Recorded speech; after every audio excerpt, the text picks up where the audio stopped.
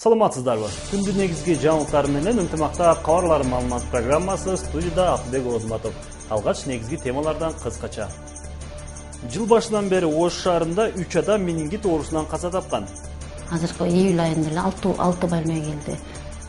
Ош шаарында химиялык кошулмасы ачыкча болгон 2 тоннага жакын дарбыз жок кылынды. Биздин Ош шаарынын участкасында сатып аткан экен. Ал өзү да убедиться этти, что нитрат 3 эсе көп да. Бала бакча тартыштыгы Кыргызстандын ар бир районунда бар. Көп балдарыбыз садикке орунга ээ болуп калат эле да. Быйыл өлкөдө менингит оорусу өстү. Жыл башынан бери Ош шаарында 3 адам менингиттен каза тапкан. Ушул айдын ичинде эле 6 жаран аталган оору менен дарыгерлерге кайрылган. Ак халатчандардын айтымында ар бир 10 жылда бул илдет күч алат. Менингит оорусу эмне себептен өсүп жатат? Кантип алдын алууга болот? Бул тууралуу кабар жазуу материалында сөз болот. Ош облустук бириккен клиникалык ооруканасынын неврология бөлүмү акыркы мезгилде күчөтүлгөн тартипте иштеп, бейтаптарга жыктолгон. Анткени оорулуулардын кайрылуусу 3 эсеге өсүп кеткен. Өткөн жылы ушул илдет менен 3 бейтап кайрылса, быйыл 6 айдын ичинде эле 11-и дарылануу үчүн келген. Былтыр бир жаран менингиттен каза тапса, ушул жылы 3 адам илдеттен көз жумган. Чындыгында аябай көбөйүп атат. Былтыркыга салыштырмалуу көп. Мына акыркы июль айында эле 6 больной түштү. Бул аябай көп болуп эсептелет да. Себеби бизде 2 айда, 3 айда бирден оорулуу келип түштү эле. Азыркы июль айында эле 6 больной келди.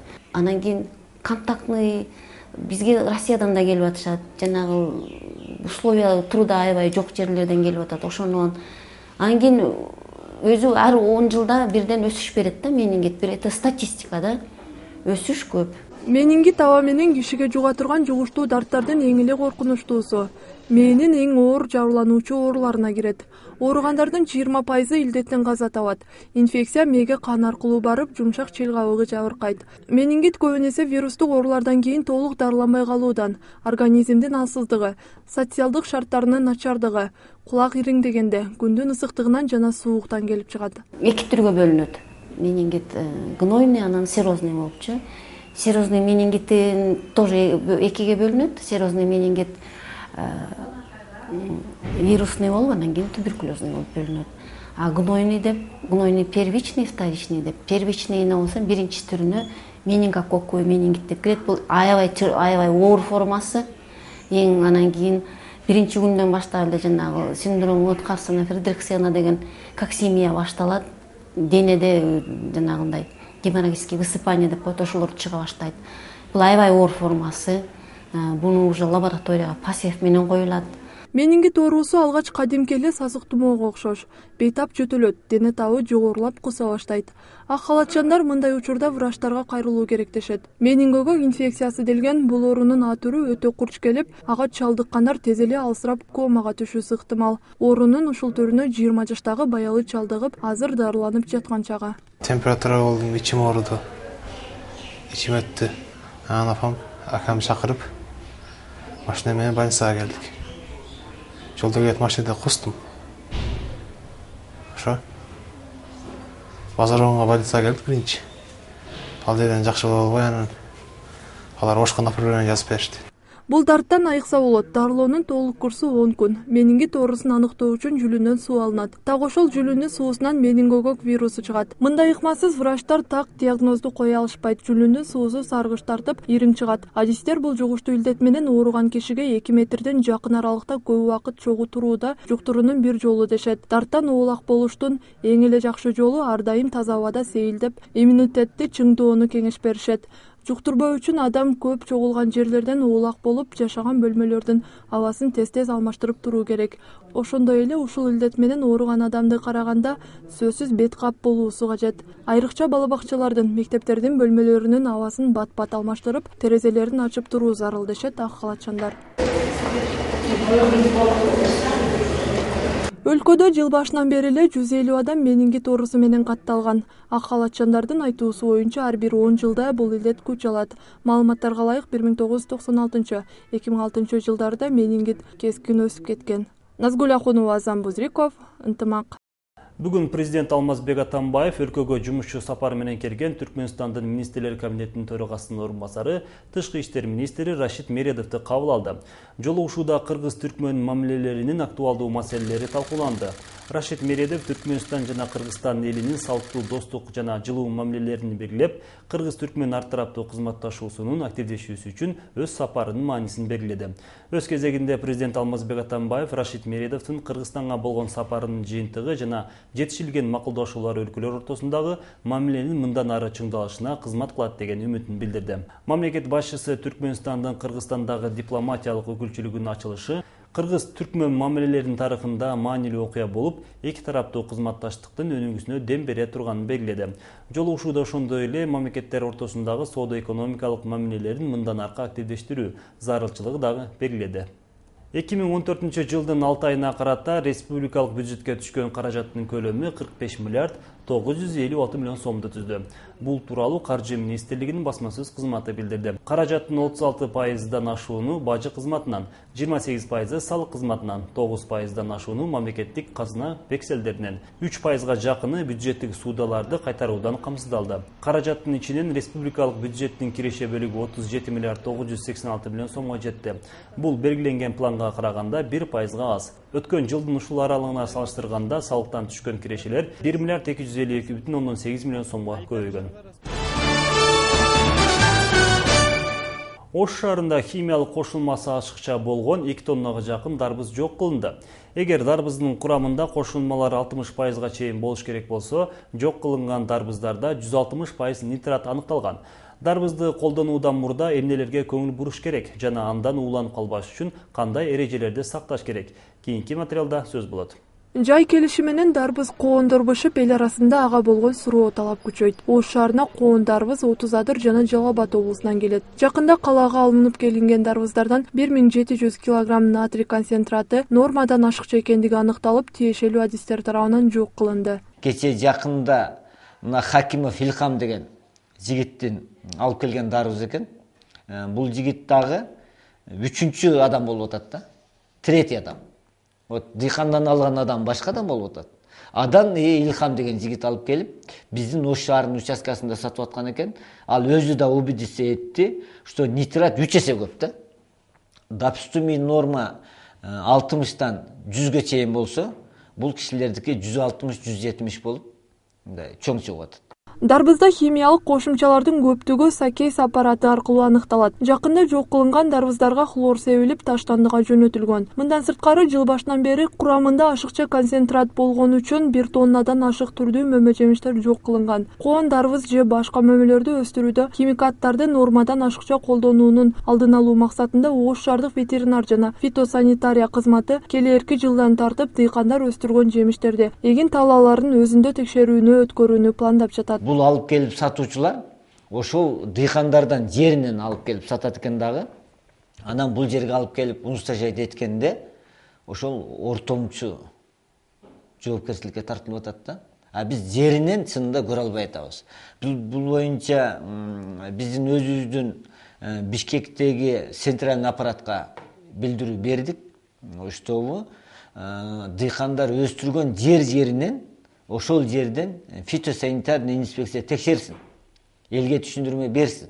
Себеби дегенде допустимый нормадан 1-2 эсе жогорку нормада чыгып атат. Дарыгерлер мөмө жемиштерди, анын арасында коон дарбызды сактоо талаптарын так аткарбагандыгы үчүн түрдүү ооруларга алып келет дейт. Мисалы, ысыкта туруп калган дарбызды жегенден кийин адамдын ашказан же ичеги карын оорусу келип чыгышы мүмкүн. Күндүн ысышы менен облустук жугуштуу оорулар бөлүмүнө күнүнө дарбыздан ууланган 2 адам кайрылууда. Эми дарбызды биз ойлойбуз, что көрүп атабыз, ысык жерге төгүп коюшат да. Ошо ысык жерден алышат дагы, баягы суусап, азыр мына аябай тең ысык болгон убагы келип эме кылыш кезет дагы колдонушат. Колдонгондон кийин баягы ысыкта турган мөмө ичегиден келип кишечинден они очень нарушает деп коет да. Эми ошол кишечный инфекциянын түрлөрү бар. Дизентерия деген бар, сальмонелла, брюшной тиф деген бар.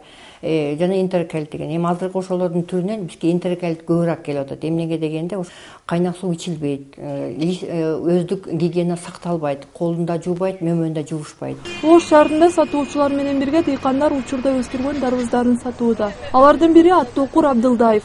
Ынтымак көрөрмандарына дарбызды тандап алыш керектигин, кандай дарбыз коопсуз жана жаңы үзүлгөндүгүн айтып берди. Эми жаңы дарбыздарды үзгөндө мына биринчи мына сабагына караш керек.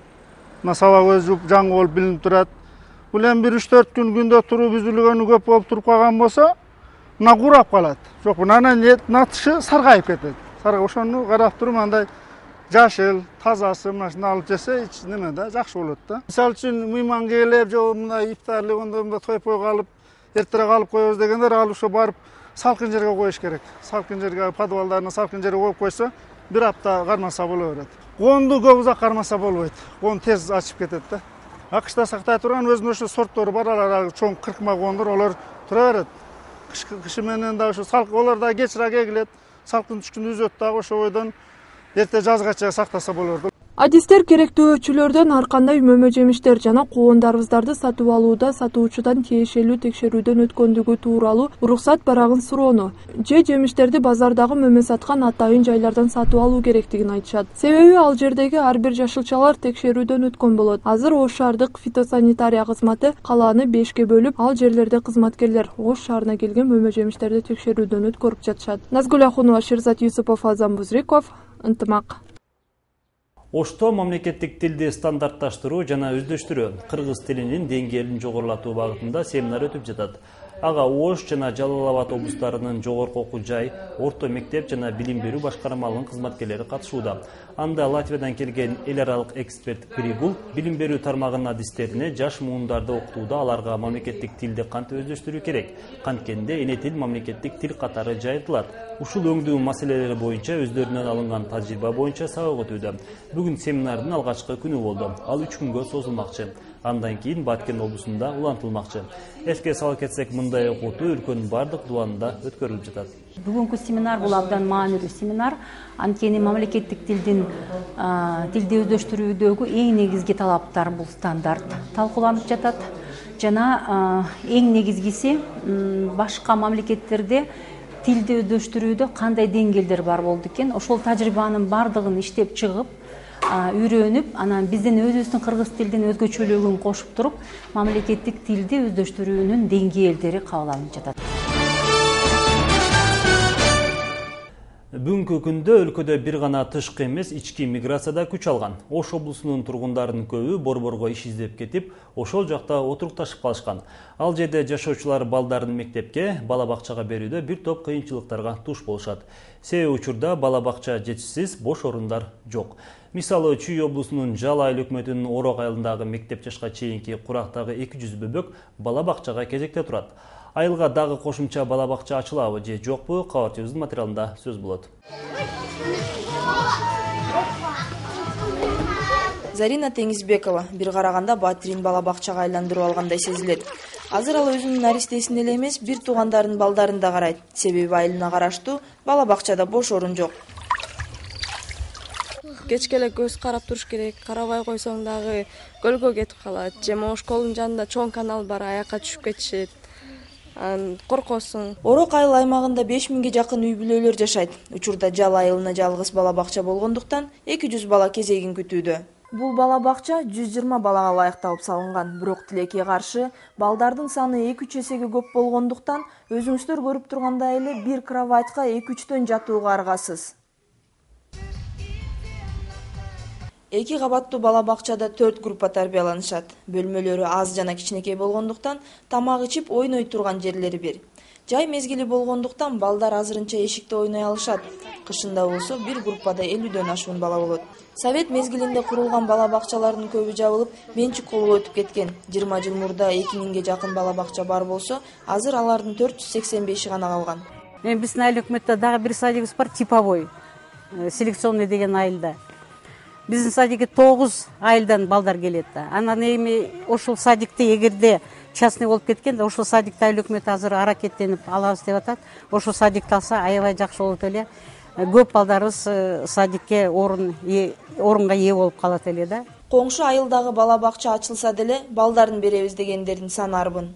Жалал айылдын садиктери алып атат, бирок место жок да аякта, жетпейт да. Ушунча айылдын бир эле садик. Бизде дагы бир садик бар болчу, селекцияда ал менчикке өтүп кетиптир дейт. Ошол иштесе балдарыбыз барганга орун болмок да. Жумушта табылмак да келиндергечи үйдө турган.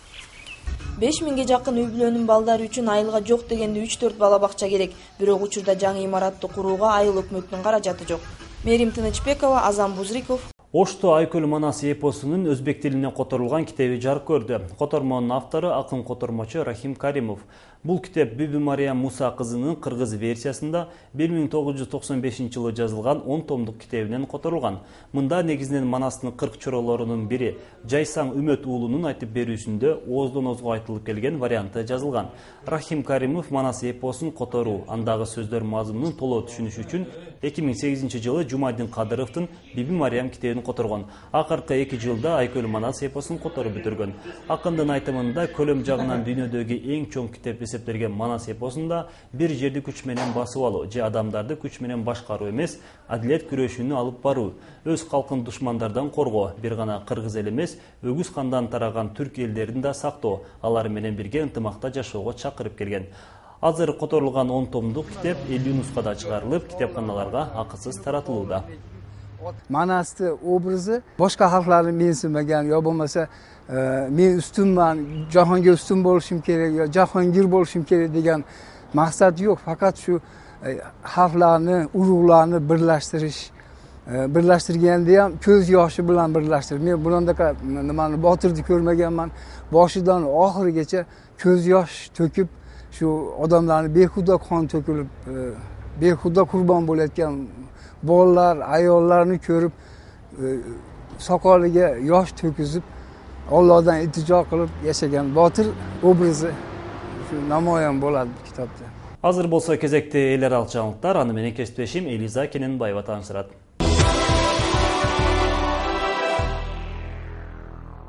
Азаттыктын жаңылыктары менен студияда Элиза Кененбаева, саламатсыздарбы? Пакистандын Карачи шаарында жүздөгөн адамдар нааразылык акциясына чыкты. Алар Газа тилкесиндеги Израилдин абадан урулган соккуларына каршы жазуулары бар кагаздарды көтөрүп алышкан. Акциянын аягында катышуучулар АКШ менен Израилдин желегин өрттөштү. Кече күнү эле Палестина бийлиги Израилдин авиа соккусунан 172 жайкын тургун набыт болгонун билдирген. Тажикстанда мамлекеттик көзөмөл органдарынын кызматкерлери тарабынан өлкөнүн расмий сапат стандарттарына жооп бербеген азык-түлүктөр жок кылынды. Алардын арасында Канаданын таттуулары жана Кыргызстандан келген мөмө жемиш ширелери дагы бар. Көзөмөл органынын башчысы бул текшерүүдө эч кандай саясий жүйө жок экенин айтып, болгону кардарлардын укугун коргоо менен аларды мөөнөтү өтүп кеткен азык-түлүктөрдөн сактоо максатында жүргүзүлүп жатканын белгиледи. Кытайдын Шинжаң Уйгур автоном облусунда аудио жана видео теракттык продукцияларды тараткан үчүн 32 адам абакка кесилди. Алардын бери жагы 4 жылга камалса, айрымдары өмүр бою абакта отура турган болду. Баары тең уюлдук телефон жана интернет аркылуу диний экстремисттик аудио жана видео продукцияларды таратышкан. Террористтик уюмдарга катыштыгы бар, улуттук жана этникалык бөлүнүүнү тутандырган деген негиздер менен айыпталышты. Кытай 20-июнда терроризм, зордук, зомбулук тараткан интернеттеги аудио-видео продукцияларга каршы күрөш баштаган. Тиешелүү органдар билдиргендей, компания Кытайдын Шинжаң Уйгур автоном облусунда стабилдүүлүктү жана тынчтыкты орнотуу максатында жүргүзүлүүдө. Казакстандын борборунда ушул айдан тарта велополиция ишке кирди. Эл арасында мобилдүү полиция деген ат менен тааныла баштагандар шаар көчөлөрүн эртең мененки 9-дан кечки 9-га чейин көзөмөлдөшөт.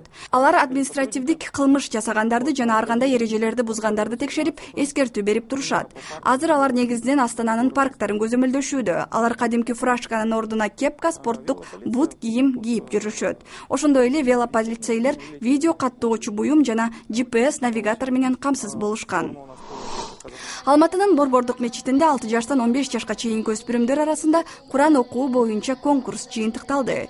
Таймашка жалпысынан 50 бала, 25 кыз катышты. Калыстар тобу тестерлердин Курандын кыраат окуусуна жана эң негизги сүрөлөрдүн билишине көңүл буруп жатышты. Алматынын башкы имамы Нурбек Есмагамбеттин айтымында Куран окуу боюнча мындай сынакты эми жыл сайын өткөрүү пландалып жатат.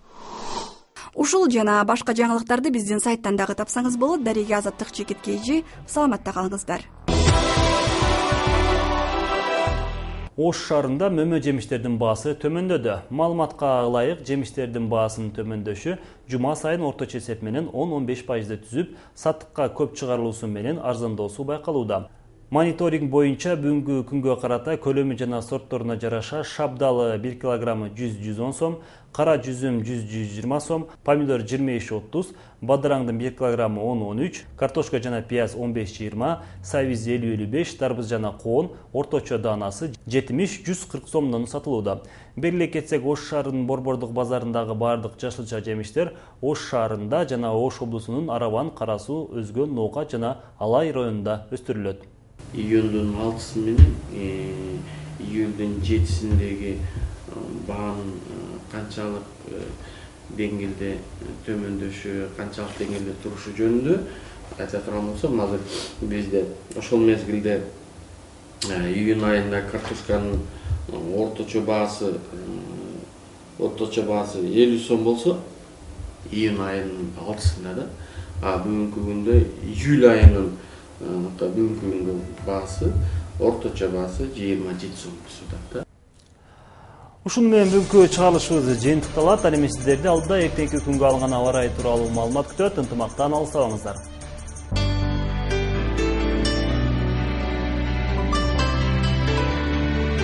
Саламатсыздарбы? Эртеңки күнгө алынган аба ырайы менен таанышып алыңыздар.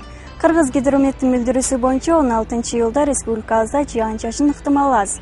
Түштүк-батыштан соккон шамалдын ылдамдыгы секундасына 4-9 метрге чейин жетет. Абанын температурасы Баткен облусунда түнкүсүн 12-17, күндүзү 26-31 градуска чейин жогору. Ош облусунда түнкүсүн 14-19, күндүзү 28-33 градуска чейин жетет. Жалал Абад аймагында түнкүсүн 14-19, күндүзү 28-33 градус жылуу. Нарын облусунда түнкүсүн 10-15, күндүзү 21-26 градус нөлдөн жогору. Талас облусунда түнкүсүн 10-15, күндүзү 23-28 градуска чейин көтөрүлөт. Ысык көлдө түнкүсүн 9-14, күндүзү 21-26 градуска чейин көтөрүлөт. Чүй өрөөнүндө түнкүсүн 13-18, күндүзү 24-29 градус нөлдөн жогору болушу күтүлүүдө. Борборубуз Бишкекте жаан-чачын күтүлбөйт, түштүк-батыштан соккон шамалдын ылдамдыгы секундасына 4-9 метрди түзөт. Абанын температурасы түнкүсүн 16-18, ал эми күндүзү 27-29 градус жылуу болот. Ал эми Ошто айрым жерлерде жаан-чачыш ыктымал. Түштүк-батыштан соккон шамалдын ылдамдыгы секундасына 4-9 метрди түзөт. Абанын температурасы түнкүсүн 14-19, күндүзү 28-33 градус жогору болот. Сиздер 16 июлга болгон аба ырайы менен тааныштыңыздар. Аны мен Нурсул Маматшарип кызы тааныштырдым. Толугураак маалыматты 3W чекит ынтымак чекит KG сайтынан алсаңыздар болот. Саламаттаңыздар.